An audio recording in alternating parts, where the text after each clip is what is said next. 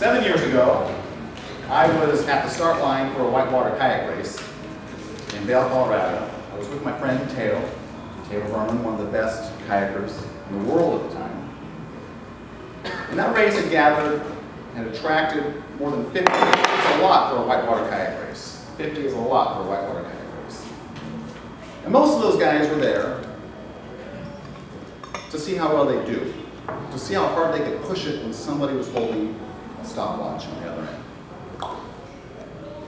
But my friend Teo was there to win.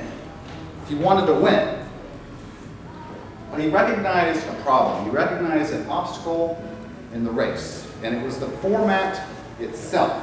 The organizers, you see, had decided to release each competitor one by one by one, not a mass start, 1 minute apart. And they decided to do this randomly. So the fastest kayaker in the whole class could be released 1 minute behind the slowest kayaker in the whole class. And for Teo, 1 minute was not enough time to ensure that he would win. So what did Teo do? He found the guy who was released right in front of him, and he walked over to him and he said, "Hey, I've got a question for you. When you hear me coming behind you, when you hear me splashing behind you, just get out of my way. Just eddy out. I'll go right by you. No big deal." The guy didn't want to be a pushover, he didn't want to be a jerk, so he said, "Well, why don't you go around me?" Teo said, "Well, if I go around you, why don't you go through the eddy? That'll slow me down, and I might lose." They haggled for 20 minutes. And at the end, the guy agreed to yield to Teo. Now, at the time, I thought, how in the world was Teo able to not only ask the question, but to get what he wanted? And the answer is, Teo is a high Machiavellian. A high Machiavellian. And that's what I'm going to be talking about for the next 6 minutes. A high Machiavellian. In the 1950s, researchers noticed that there were Teos among us. These are people who seem to get the better end of the deal every time. And so they ventured on a journey of research to discover who they were, how they succeeded, and where they came from. The first thing they did was they had to divide the population. So they gave their subjects a test of personality. And these tests divided them into high Machiavellians, middle Machiavellians, and low Machiavellians. Now, a low Machiavellian is a more emotional person. They care a little bit more about relationships. They also tend to be more gullible. This is the person who would lend you their lawnmower and never ask for it back because it's just not worth it. A high Machiavellian is excessively competitive, abnormally rational and logical, and the middle Machiavellian is somewhere in between. Now, when they assembled a high Machiavellian, a middle Machiavellian, and a low Machiavellian at a table and put $10 in the center, 10 $1 bills, and they said, "Okay, 2 of you can take away the money, but it has to be divided unevenly." What they found was, number one, that the negotiation happened much quicker than they thought. And number two, that the high Machiavellian, every single time, got the larger share of the money. The middle Machiavellian got a little bit of money, and the low Machiavellian got no money. So they thought, maybe these high Machiavellians are just smarter than the rest of us. But on aptitude tests, they discovered that the high Machiavellian scored just like everybody else.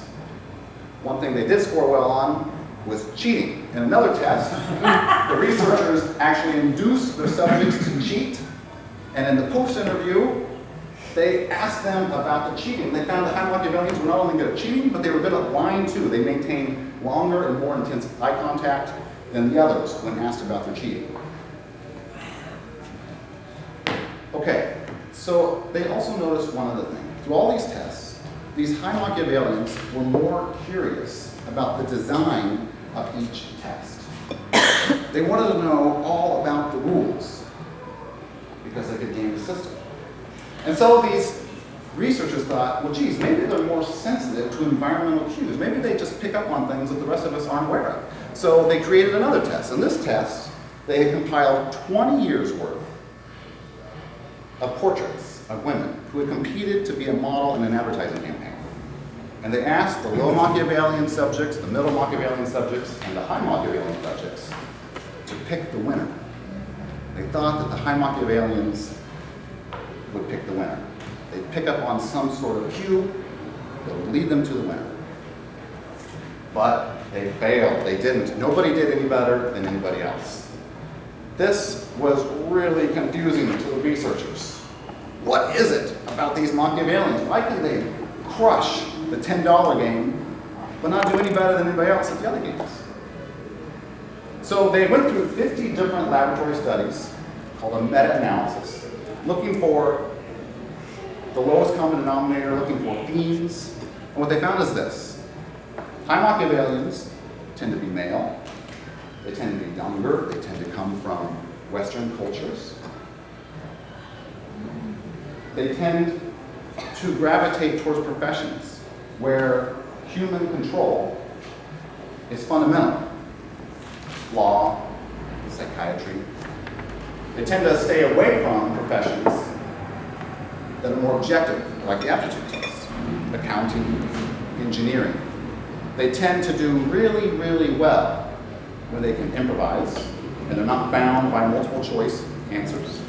They tend to do really well when the subject, the dynamic is emotional, and they tend to do really, really well when money is on the line. And when you combine all three of those dynamics, they are unstoppable. So where do these people come from? That was the final question that the researchers wanted to know. And to find out, they went into 5th grade classrooms in New England, divided the classrooms into high Machiavellians, middle Machiavellians, and low Machiavellians, and they followed the high Machiavellians home to their parents, thinking that what they would find there were high Machiavellian parents who had bestowed upon their high Machiavellian children all the qualities necessary to get your way. What they found was that the high Machiavellian children came from low Machiavellian parents. Yep. The theory? When you're a kid and you're asking for an ice cream cone and your parent says, no, not today, and you say, please, just one, and your parent says, no, maybe tomorrow, no, I want it today. And your parent relents and gives you the ice cream cone, you've learned something. You've learned that if you can push long enough and demand hard enough, you will get your way. And the high Machiavellians, these children, had learned that. So, what was Taylor's mother like? She is a hippie and a very low Machiavellian. Thank you.